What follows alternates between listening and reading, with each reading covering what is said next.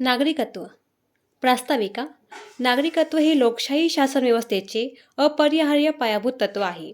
त्यामध्ये व्यक्तीचे शासन व्यवस्थेतील पूर्ण राजकीय सदस्यत्व, त्याची राज्यसंस्थेची कायमस्वरूपी एकनिष्ठा आणि त्याच्या देशाच्या राजकीय व्यवस्थेतील एकात्मीकरणाची अधिकारिक मान्यता समाविष्ट असते.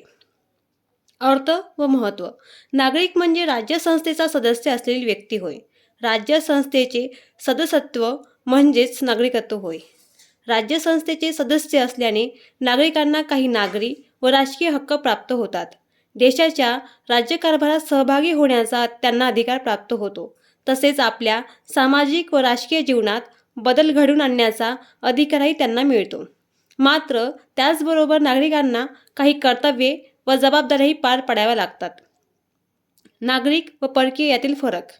इतर आधुनिक राष्ट्रांप्रमाणेच भारतातही दोन प्रकारचे लोक आढळतात, नागरिक व परकीय. नागरिक हे भारतीय राज्यसंस्थेचे पूर्ण सदस्य असतात आणि त्यास आपली निष्ठा बहाल करतात. तसेच नागरिक या नात्याने त्यांना सर्व नागरी व राजकीय हक्क प्राप्त होतात. या उलट परकीय दुसऱ्या एखाद्या राज्यसंस्थेचे नागरिक असल्याने त्यांना आपले सर्व नागरी व राजकीय हक्क प्राप्त होत नाहीत. अशा प्रकारे तात्पुरत्या वास्तव्यासाठी असलेल्या व सर्व राजकीय हक्क नसलेल्या व्यक्तींना आपण परकीय म्हणतो. परकीयांचेही दोन प्रकार केले जातात, मित्र परकीय व शत्रू परकीय. मित्र परकीय म्हणजे भारताशी सलोख्याचे संबंध असलेल्या देशांचे नागरिक होय. या उलट भारताशी युद्धरत असलेल्या देशांचे नागरिक म्हणजे शत्रू परकीय होय. शत्रू परकीयांना मित्र परकीयांच्या तुलनेत कमी हक्क प्राप्त होतात. उदाहरण, कलम 22 अंतर्गत त्यांना अटक व स्थानबद्धतेविरुद्ध संरक्षण प्राप्त होत नाही. केवळ नागरिकांना प्राप्त हक्क व विशेषाधिकार. भारताच्या घटनेने काही हक्क व विशेषाधिकार केवळ नागरिकांना प्रदान केले आहेत, ते परकीयांना उपलब्ध नाहीत. उदाहरणार्थ, पुढील मूलभूत हक्क केवळ नागरिकांना उपलब्ध आहेत. फर्स्ट, कलम 15 भेदभाव विरोधी हक्क. कलम 16 सार्वजनिक रोजगारात समान संधीचा हक्क. कलम 19 6 प्रकारच्या स्वातंत्र्याचा हक्क. कलम 29 व 30 सांस्कृतिक व शैक्षणिक हक्क. सेकंड, लोकसभा व विधानसभांच्या निवडणुकांमध्ये मतदान करण्याचा हक्क केवळ नागरिकांनाच आहे. थर्ड, संसदेचे तसेच राज्य विधिमंडळाचे सदस्यत्व केवळ नागरिकांनाच प्राप्त होऊ शकते. फोर्थ, काही सार्वजनिक पदे धारण करण्याचा हक्क सुद्धा नागरिकांनाच आहे. उदाहरण, भारताचे राष्ट्रपती, भारताचे उपराष्ट्रपती, सर्वोच्च व उच्च न्यायालयांचे न्यायाधीश, राज्यांचे राज्यपाल, भारताचे महान्यायवादी आणि राज्याचे महाधिवक्ता. भारतात जन्मतत्वाद्वारे तसेच स्वीकृती तत्वाद्वारे नागरिक असलेला व्यक्तीसुद्धा राष्ट्रपती पदासाठी प्राप्त असतो. मात्र USA मध्ये केवळ जन्मतत्वाद्वारे नागरिक असलेला व्यक्तीच राष्ट्रपती पदासाठी प्राप्त असतो. घटनात्मक तरतुदी. घटनेच्या भाग 2 मधील कलम 5 ते 11 दरम्यान नागरिकत्वाबद्दल तरतुदी देण्यात आल्या आहेत. मात्र त्यामध्ये केवळ घटनेच्या प्रारंभी म्हणजे 26 जानेवारी 1950 रोजी कोणते व्यक्ती भारताचे नागरिक असतील याबद्दलच्याच तरतुदी देण्यात आल्या आहेत. त्यामध्ये घटनेच्या प्रारंभानंतर नागरिकत्वाचे संपादन किंवा समाप्ती कशी होईल याबाबतच्या कोणत्याही स्थायी अशा तरतुदी देण्यात आलेल्या नाहीत.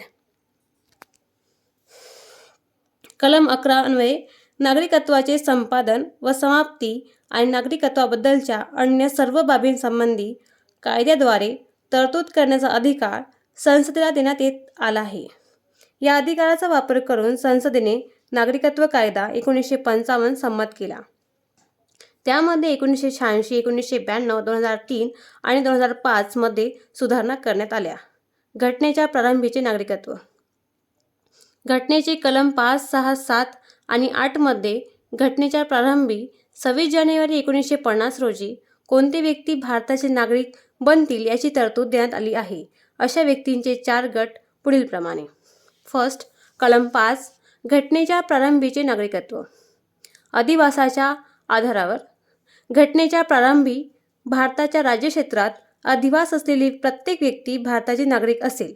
जर ती भारताच्या राज्यक्षेत्रात जन्मली होती किंवा तिच्या मातापित्यांपैकी कोणीही एक भारताच्या राज्यक्षेत्रात जन्मले होते किंवा ती अशा प्रारंभाच्या लगतपूर्वी किमान 5 वर्षे इतका काळ भारताच्या राज्यक्षेत्रात सामान्यतः निवासी आहे. सेकंड, कलम 6. पाकिस्तानातून स्थलांतरितांचे नागरिकत्व. पाकिस्तानातून भारतात स्थलांतर करून आलेला व्यक्ती घटनेच्या प्रारंभी भारताचा नागरिक असल्याचे मानले जाईल जर तिचा किंवा तिच्या मातापित्यांपैकी किंवा तिच्या आजीपैकी कोणाही एकाचा भारतात जन्म झाला असेल आणि अशा व्यक्तीने 19 जुलै 1948 पूर्वी स्थलांतर केले असेल व तेव्हापासून भारतात सामान्यतः निवासी असेल तर किंवा अशा व्यक्तीने 19 जुलै 1948 नंतर स्थलांतर केले असेल व घटनेच्या प्रारंभापूर्वी सक्षम अधिकाऱ्याकडे अर्ज करून नागरिक म्हणून नोंदणी करून घेतली असल्यास मात्र असा अर्ज करण्यापूर्वी तो भारतात सलग 6 महिने निवासी असावा.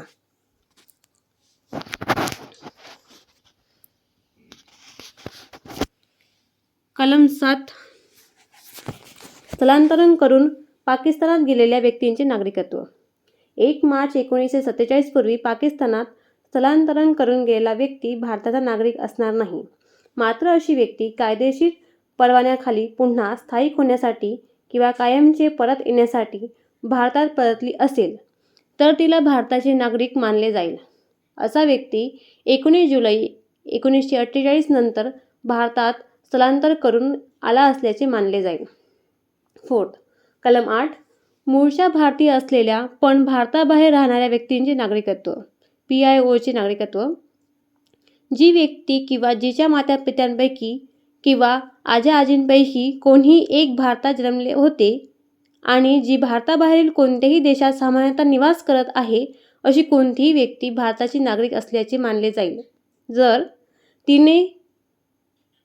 ती राहत असलेल्या देशाची भारताच्या राजदौतिक किंवा वाणिज्यौतिक प्रतिनिधीकडे घटनेच्या प्रारंभापूर्वी किंवा नंतर नागरिकत्वासाठी केलेल्या अर्जावरून जर अशा प्रतिनिधीने तिची भारताची नागरिक म्हणून नोंदणी केली असेल तर. नागरिकत्वाबद्दलच्या इतर घटनात्मक तरतुदी. फर्स्ट, कलम 9. कोणत्याही व्यक्तीने कोणत्याही परकीय देशाच्या नागरिकत्व स्वेच्छेने संपादिले असेल तर ती व्यक्ती भारताची नागरिक असणार नाही. सेकंड, कलम 10. भारताची नागरिक असलेली प्रत्येक व्यक्ती संसद जो कोणताही कायदा करील त्याच्या तरतुदींच्या अधीन राहून नागरिक म्हणून कायम राहील. थर्ड, कलम 11. संसदेला नागरिकत्वाचे संपादन व समाप्ती आणि नागरिकत्वाविषयक अन्य सर्व बाबींसंबंधी कायद्याने तरतूद करण्याचा अधिकार असेल. नागरिकत्व कायदा 1955. कलम 11 अंतर्गत प्राप्त अधिकाराच्या आधारे संसदेने नागरिकत्व कायदा 1955 संमत केला. या कायद्यात घटनेच्या प्रारंभानंतर नागरिकत्वाच्या संपादनाची व समाप्तीची तरतूद करण्यात आली आहे. या कायद्यात आतापर्यंत 4 वेळा बदल करण्यात आलेला आहे. 1986, 1992, 2003 आणि 2005. नागरिकत्वाच्या संपादनाचे मार्ग. 1955च्या नागरिकत्व कायद्यामध्ये नागरिकत्व मिळविण्याच्या 5 मार्गांची तरतूद करण्यात आली आहे.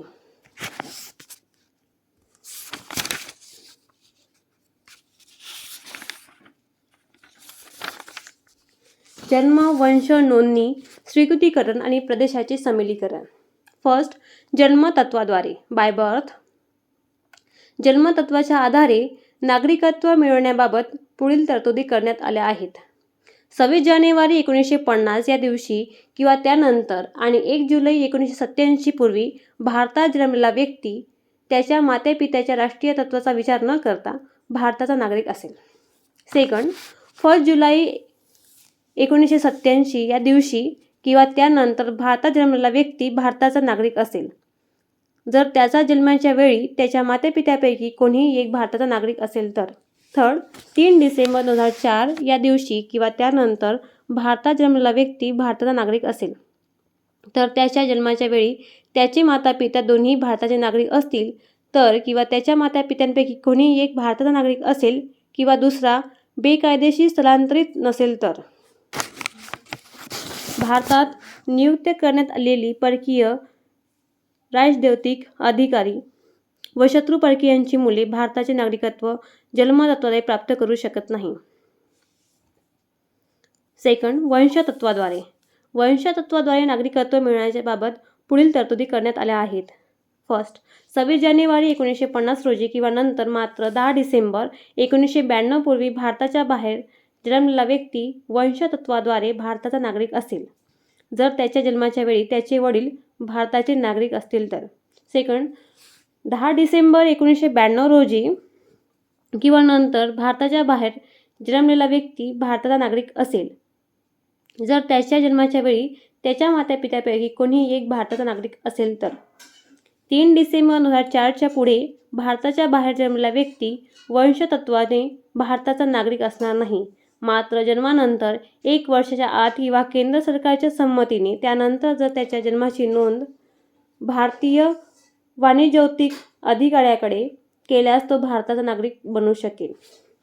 त्यासाठी त्याच्या पालकांना अर्ज करावा लागेल. थर्ड, नोंदणी तत्वाद्वारे. खालीलपैकी कोणत्याही एका गटात येणाऱ्या व्यक्तीस बेकायदेशीर स्थलांतरित नसलेल्या केंद्र शासनाकडे अर्ज करून नोंदणी तत्वाद्वारे नागरिकत्व प्राप्त करता येऊ शकते. मूळ भारतीय असणारा असा व्यक्ती जो नोंदणीसाठी अर्ज करण्यापूर्वी 7 वर्षे भारतात सामान्यतः निवासी आहे. सेकंड, मूळ भारतीय असणारा किंवा अविभक्त भारताबाहेरील कोणत्याही देशात किंवा ठिकाणी वास्तव्य करणारा व्यक्ती. थर्ड, भारतीय नागरिकाशी विवाह केलेला व नोंदणीसाठी अर्ज करण्यापूर्वी 7 वर्षे भारतात सामान्यतः निवासी असलेला व्यक्ती. भारतीय नागरिक असणाऱ्या पालकांची अल्पवयीन मुले. पूर्ण वय व क्षमतेची व्यक्ती ज्याच्या पालकांची भारतीय नागरिक म्हणून नोंदणी झाली आहे. पूर्ण वय व क्षमतेचा व्यक्ती जो किंवा त्याच्या मातापित्यांपैकी कोणीही एक पूर्वी स्वतंत्र भारताचा नागरिक होता आणि नोंदणीसाठी अर्ज करण्याच्या लगतपूर्वी 1 वर्ष भारतात निवासी आहे. पूर्ण वय व क्षमतेचा व्यक्ती ज्यांची नोंदणी 5 वर्षापासून भारताचा परकीय नागरिक म्हणून झाली आहे आणि जो नोंदणीसाठी अर्ज करण्याच्या लगतपूर्व 1 वर्ष भारतात निवासी आहे. अर्जदार भारतात सामान्यतः निवासी असल्याचे समजले जाते जर ए. त्याने अर्ज करण्याच्या पूर्वीच्या लगतच्या 12 महिन्यांमध्ये भारतात सलग निवास केला असेल आणि बी. त्याने या 12 महिन्यांच्या लगतपूर्वीच्या 8 वर्षांमध्ये किमान 6 वर्षे भारतात निवास केला असेल. नोंदणी तत्वाद्वारे नागरिकत्व मिळवण्यासाठी व्यक्तीस मूळ भारतीय तेव्हाच समजले जाईल जर तो किंवा त्याच्या पालकांपैकी एकाचा जन्म अविभक्त भारतात किंवा 15 ऑगस्ट 1947 नंतर भारताचा बनलेल्या प्रदेशात झाला असेल. वरील सर्व गटांतील व्यक्तींची नोंदणी तत्त्वाने भारताचे नागरिक म्हणून नोंदणी करण्यापूर्वी त्यांना विविध नमुन्यात निष्ठेची शपथ घ्यावी लागते. त्यामध्ये त्यांना भारताच्या घटनेप्रती खरी निष्ठा, भारताच्या कायद्यांचे निष्ठापूर्वक पालन व नागरिक म्हणून कर्तव्य पालन या बाबींची शपथ घ्यावी लागते. फोर्थ आहे स्वीकृती तत्वाद्वारे. पुढील पात्रता धारण करणाऱ्या व्यक्तीने केलेल्या अर्जावर विचार करून केंद्र शासन त्या स्वीकृती तत्वाद्वारे नागरिकत्व बहाल करू शकते.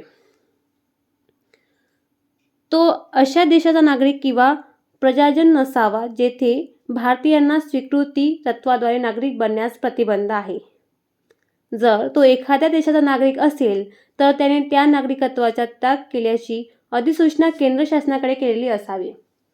अर्ज करण्याच्या लगतपूर्वीच्या 12 महिन्यांच्या काळात त्याने भारतात सलग वास्तव्य केले असावे किंवा तो भारत सरकारच्या सेवेत असावा किंवा दोन्ही बाबी अंशतः असाव्या. अशा 12 महिन्यांच्या लगतपूर्वीच्या 14 वर्षांच्या काळात त्याने किमान 11 वर्षे भारतात वास्तव्य केले असावे किंवा भारत सरकारच्या सेवेत असावे किंवा अंशतः दोन्ही बाबी केल्या असाव्या. तो सच्छिल्य व्यक्ती असावा. त्याला 8व्या अनुसूचीतील एका भाषेचे पुरेसे ज्ञान असावे. त्यास व्यक्ती स्वीकृती तत्वाद्वारे नागरिकत्व प्राप्त झाल्यास त्याचा भारतात निवास करण्याचा मानस आहे किंवा भारत सरकारच्या किंवा भारत सदस्य असलेल्या आंतरराष्ट्रीय संस्थेच्या किंवा भारतात स्थापन झालेल्या सोसायटी किंवा कंपनीच्या सेवेत दाखल होण्याचा किंवा कायम राहण्याचा मानस आहे. मात्र भारत सरकार एखाद्या व्यक्तीस स्वीकृती तत्वाद्वारे नागरिकत्व बहाल करताना वरीलपैकी एक किंवा सर्व अटींमधून सूट देऊ शकते, जर त्याने विज्ञान, तत्त्वज्ञान, कला, साहित्य, जागतिक शांतता किंवा मानवी प्रगती या क्षेत्रांमध्ये वैशिष्ट्यपूर्ण सेवा प्रदान केलेली असेल. प्रत्येक स्वीकृती तत्वाद्वारे नागरिक बनलेल्या व्यक्तीस भारताच्या संविधानाप्रती निष्ठेची शपथ घेणे गरजेचे असते. 5. प्रदेशाच्या सामीलीकरणाद्वारे. जर एखादा प्रदेश भारताच्या राज्यक्षेत्रात समाविष्ट करण्यात आला तर भारत सरकार त्या प्रदेशातील कोण व्यक्ती कोणत्या तारखेपासून भारताचे नागरिक ठरतील हे राजपत्रातील अधिसूचनेद्वारे निश्चित करू शकते. नागरिकत्वाचा लोप किंवा समाप्ती.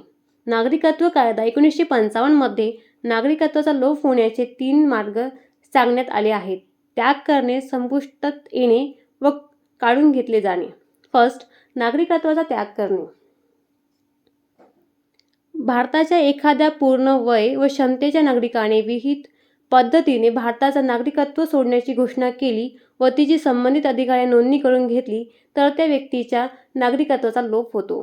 परंतु अशी घोषणा भारतात युद्धात गुंतलेला असल्याच्या कालावधीत दरम्यान करण्यात आलेली असेल तर भारत सरकार ती स्थगित ठेवू शकते. भारताच्या नागरिकत्वाचा त्याग करण्याच्या व्यक्तीच्या सर्व अल्पवयीन अपत्यांचे नागरिकत्वाचाही लोप होईल. मात्र असे अपत्य पूर्ण वयाचे झाल्यानंतर 18 वर्षे 1 वर्षाच्या आत विहित नमुन्यात भारतीय नागरिकत्व पुन्हा मिळण्याच्या इच्छेने घोषणा करून भारतीय नागरिक बनू शकते. सेकंड, नागरिकत्व संपुष्टात येणे. अन्य कोणत्याही देशाचे नागरिकत्व स्वेच्छेने स्वीकारणाऱ्या भारतीय व्यक्तीने भारतीय नागरिकत्व आपोआप संपुष्टात येते. भारत युद्धात गुंतलेला असल्यास नागरिकत्व संपुष्टात येण्यास स्थगिती दिली जाईल. थर्ड, नागरिकत्व काढून घेणे. केंद्र सरकार आदेशाद्वारे पुढील परिस्थितीमध्ये एखाद्या व्यक्तीचे नागरिकत्व काढून घेऊ शकते. फर्स्ट, फसवेगिरी करून, खोटी माहिती देऊन किंवा गैरमार्गाने एखाद्या व्यक्तीने भारतीय नागरिकत्व मिळवलेले असेल आणि सिद्ध झाल्यास. सेकंड, भारताच्या संविधानाप्रती अनिष्ठा दर्शवल्यास. थर्ड, युद्धादरम्यान शत्रूशी बेकायदेशीर व्यापार केल्यास किंवा संपर्क ठेवल्यास. फोर्थ, नोंदणी किंवा स्वीकृती तत्वाद्वारे नागरिक बनलेल्या व्यक्तीला 5 वर्षाच्या आत कोणत्याही देशात 2 वर्षांच्या कालावधीसाठी अटकेची सजा मिळाली असल्यास. फिफ्थ, एखादा नागरिक सलग 7 वर्षे भारताबाहेर सामान्यतः वास्तव्य करत असल्यास.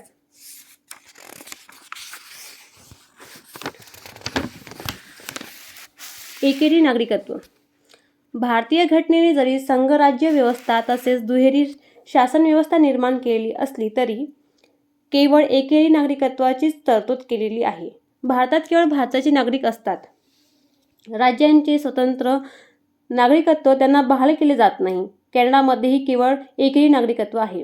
याउलट USA, स्वित्झर्लंड या देशांमध्ये दुहेरी नागरिकत्वांची तरतूद आहे. तेथे व्यक्ती देशाचा तसेच घटक राज्यांचाही नागरिक असतो. त्यांना राष्ट्रीय तसेच राज्य प्रशासनांनी प्रदान केलेले वेगवेगळे हक्क उपलब्ध असतात. मात्र अशा परिस्थितीत राज्य सरकारने नागरिकांमध्ये भेदभाव करण्याची शक्यता असते. भारतात मात्र सर्व राज्यांतील सर्व नागरिकांना संपूर्ण देशात समान नागरी व राजकीय हक्क प्राप्त होतात. अर्थातच या अभेदभावाच्या सामान्य नियमाला काही अपवाद आहेत. NRI, PIO कार्ड होल्डर आणि OCI यामधील फरक. फर्स्ट, अनिवासी भारतीय. NRI म्हणजे असा भारतीय नागरिक ज्यांचे सामान्यतः भारताच्या बाहेर वास्तव्य आहे व जो भारतीय पासपोर्ट धारण करतो. सेकंड, मूळ भारतीय. PIO person of Indian origin म्हणजे असा व्यक्ती जो किंवा ज्याच्या कोणत्याही पूर्वजांपैकी एक भारतीय राष्ट्रीयत्व धारण करत होता, मात्र तो सध्या दुसऱ्या देशाचे नागरिकत्व किंवा राष्ट्रीयत्व धारण करीत आहे, म्हणजेच तो सध्या परदेशी पासपोर्ट धारण करीत आहे. थर्ड आहे PIO कार्ड धारक. ही योजना गृह मंत्रालयाने 19 ऑगस्ट 2002 पासून सुरू केली. पात्रता. PIO कार्ड धारक बनण्यासाठी पुढील पात्रता ठेवण्यात आली आहे. फर्स्ट, त्याने पूर्वी कोणत्याही वेळी भारताचा पासपोर्ट धारण केलेला असावा किंवा सेकंड, तो किंवा त्याचा कोणीही एक पूर्वज भारतात जन्मलेला व कायमस्वरूपी वास्तव्य करणारा असावा किंवा तो वरीलप्रमाणे मूळचा भारतीय व्यक्ती असणाऱ्या किंवा भारतीय नागरिक असणाऱ्या व्यक्तीशी विवाह करणारा व्यक्ती असावा. हे कार्ड धारण करण्यासाठी पुढील देशातील मूळ भारतीय व्यक्ती पात्र असणार नाही. अफगाणिस्तान, बांगलादेश, भूतान, चीन, नेपाळ, पाकिस्तान व श्रीलंका. सुविधा. हे कार्ड धारण करणाऱ्यांना पुढील सुविधा प्राप्त होतात. पहिली, भारतास भेट देण्यासाठी 15 वर्षांसाठी स्वतंत्र विजाची गरज नाही. 180 दिवसांपेक्षा कमी कालावधीच्या भारत भेटीसाठी नोंदणीची गरज नाही. अनिवासी भारतीयांना मिळणाऱ्या आर्थिक व वित्तीय व शैक्षणिक क्षेत्रातील सर्व सुविधा हे कार्ड धारण करणाऱ्यांना मिळतील. मात्र कार्ड धारकांना अनिवासी भारतीयांप्रमाणे राजकीय हक्क प्राप्त होत नाही. त्यांना भारतात सर्व प्रकारचे कामे करण्याची संमती असेल, मात्र त्यांना गिर्यारोहण, मिशन कार्य, संशोधन कार्य व आरक्षित प्रदेशांना भेट ही कामे करता येणार नाही. त्यांना भारतीय नागरिकत्व मिळू शकेल, मात्र त्यासाठी अर्ज करण्यापूर्वी भारतात किमान 7 वर्षे वास्तव्य करावे लागेल. भारताचा परकीय नागरिक OCI ही योजना 2 डिसेंबर 2005 पासून कार्यरत आहे.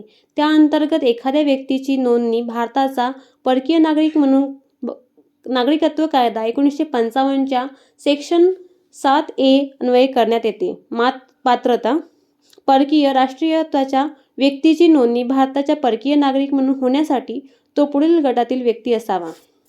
पहिलं, तो 26 जानेवारी 1950 रोजी भारताचा नागरिक होण्यास पात्र असावा किंवा तो 26 जानेवारी 1950 रोजी किंवा त्यानंतर भारताचा नागरिक असावा किंवा तो 15 ऑगस्ट 1947 नंतर भारताचा भाग बनलेल्या प्रदेशाचा रहिवासी असावा किंवा त्याची मुले व नातवंडे किंवा अशा व्यक्तीची अल्पवयीन मुले. मात्र अर्जदार कधीही पाकिस्तानचा किंवा बांगलादेशाचा नागरिक राहिला असल्यास तो OCI साठी पात्र ठरणार नाही. सुविधा. OCI व्यक्तींना पुढील सुविधा प्राप्त होतात. पहिली, भारत भेटीसाठी बहुप्रवेश मल्टिपल एंट्री अँड बहुउद्देशीय जिओग्राफिकल व्हिसा. सेकंड, भारतात कितीही काळासाठी राहण्यासाठी स्थानिक पोलीस प्राधिकाऱ्यांकडे नोंदणीची आवश्यकता नाही. थर्ड, अनिवासी भारतीयांना मिळणाऱ्या आर्थिक व वित्तीय किंवा शैक्षणिक क्षेत्रातील सर्व सुविधा हे OCI व्यक्तींना मिळतील, मात्र त्यांना अनिवासी भारतीयांप्रमाणे राजकीय हक्क प्राप्त होणार नाही. फोर्थ, त्यांना नोंदणीनंतर 5 वर्षांनंतर भारतीय नागरिकत्व मिळू शकेल, मात्र त्यासाठी अर्ज करण्यापूर्वी भारतात किमान 1 वर्षे वास्तव्य करावे लागेल. परदेशी नागरिकांना OCI म्हणून दर्जा देणे म्हणजे भारताच्या दृष्टीने दुहेरी नागरिकत्व नव्हे. परदेशी नागरिकांना काही ठराविक देशातील त्यांचे नागरिकत्व राखून भारताचे मर्यादित नागरिकत्व बहाल करण्यात आलेले आहे. भारतीय नागरिकांना परदेशी नागरिकत्व मिळण्याची संमती नाही. 9 जानेवारी 2015 पासून PIO आणि OCI हे दोन्ही कार्ड्स एकत्र करण्यात आली असून आता एकच OCI हे कार्ड देण्यात येतील. पूर्वीच्या PIO कार्ड धारकांना OCI कार्ड धारक समजण्यात येईल. हा बदल करण्यासाठी नागरिकत्व सुधारणा विधेयक 2015 पारित करण्यात आलेला आहे.